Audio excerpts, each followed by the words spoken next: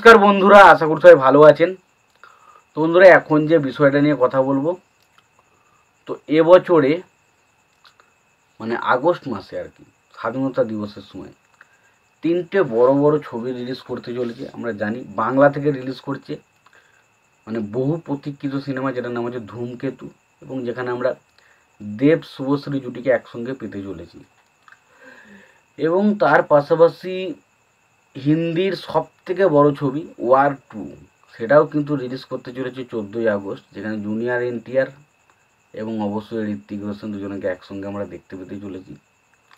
এবং তার পাশাপাশি তামিল সিনেমার একটা বিখ্যাত হিট সিনেমা এবং বিখ্যাত নায়ক রজনীকান্ত, তার সিনেমা কুলি, সেটাও কিন্তু রিলিজ করতে চলেছে। এবার এই তিনটে ছবি যদি একসঙ্গে রিলিজ করে, অ্যাকচুয়ালি কার কী ক্ষতি হবে? দেখুন, প্রথমত আমি মনে করি একসঙ্গে রিলিজ হলেও খুব একটা যে ক্ষতি হবে তার কারণ নয়।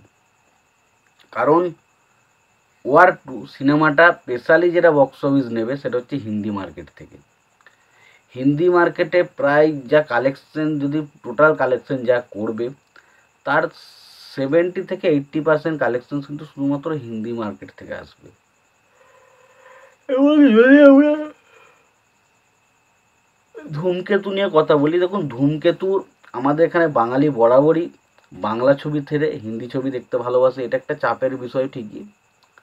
বাট ধূমকেতু সিনেমাটা হচ্ছে এমন একটা সিনেমা, যে সিনেমার অডিয়েন্স এবং ওয়ার 2 এর সিনেমার অডিয়েন্স পুরোপুরি আলাদা, পুরোপুরি ডিফারেন্ট। সুতরাং ধূমকেতু সিনেমার কন্টেন্ট ওয়াইজ বা সিনেমার যারা অডিয়েন্স তাদের যদি ভালো লাগে, তাহলে এই সিনেমাটা যেমন চলার ঠিক তেমনই চলবে।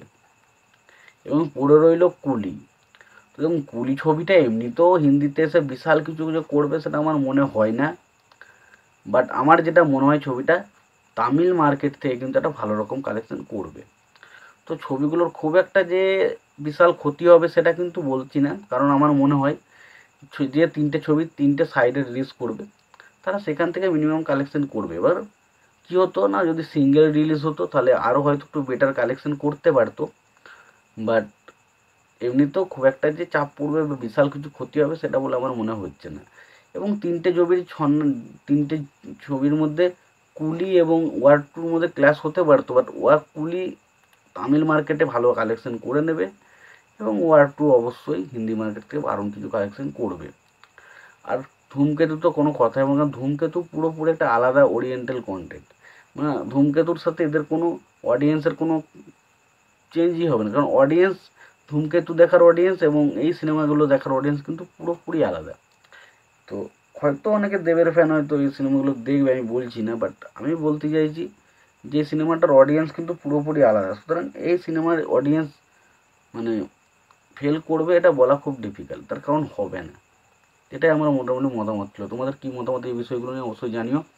ভিডিওটি ভালো লাগতে হলে লাইক কমেন্ট শেয়ার করে দিও। চ্যানেলটা নতুন থাকলে অবশ্যই তোমরা চ্যানেলটা সাবস্ক্রাইব করে নিও, পাশে বেল আইকনটা অবশ্যই প্রেস করে দিও। ভালো থেকো, সুস্থ থেকো, দেখা হচ্ছে পরবর্তীতে।